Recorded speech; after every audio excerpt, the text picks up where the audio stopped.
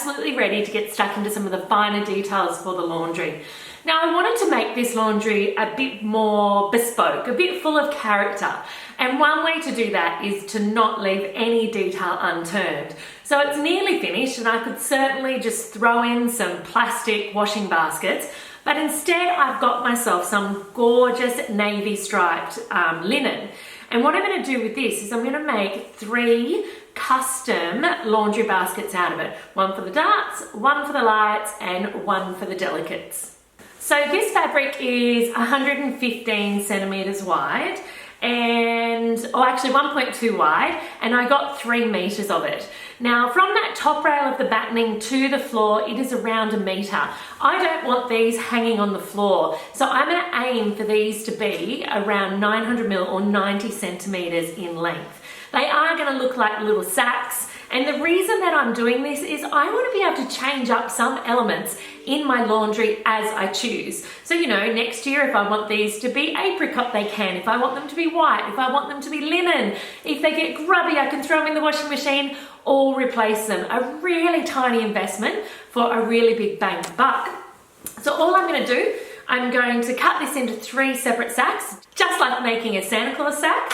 Pop some little gold eyelets on them and then secure them to hooks on the wall. As simple as that. And if you're not a sewer, never fear. You do need a sewing machine, but you don't need a lot of sewing prowess.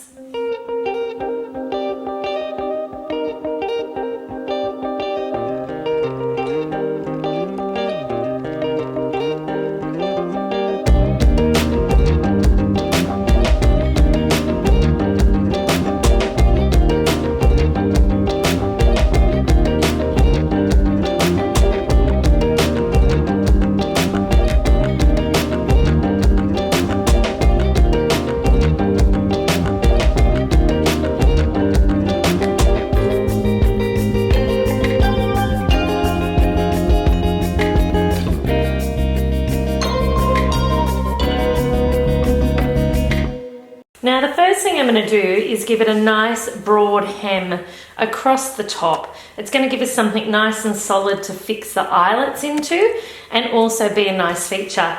I find it much easier to iron down my hems before I even get across to the sewing machine because it makes it that much simpler and that much neater during the sewing process. So you're probably all going, oh my God, you're not measuring this, you're not this, oh my gosh, that's so, rough and ready. You know what? These are laundry baskets. We're not baking a sponge cake and everything is going to be okay. And this is also something that is really accessible to anyone. You do not have to be a seamstress to pull this off. And then we simply press repeat for number 2 and number 3. Now that these are ironed and ready to go, I'm going to run a simple straight stitch all the way across the top of there. Now, revealing a little bit too much about myself, I'd love you to meet Eleanor, my Elna, that I saved up to buy when I was about 13. So yes, I have been a crafting dork for a very long time. My poor machine is so old that in fact, I've lost the bulb.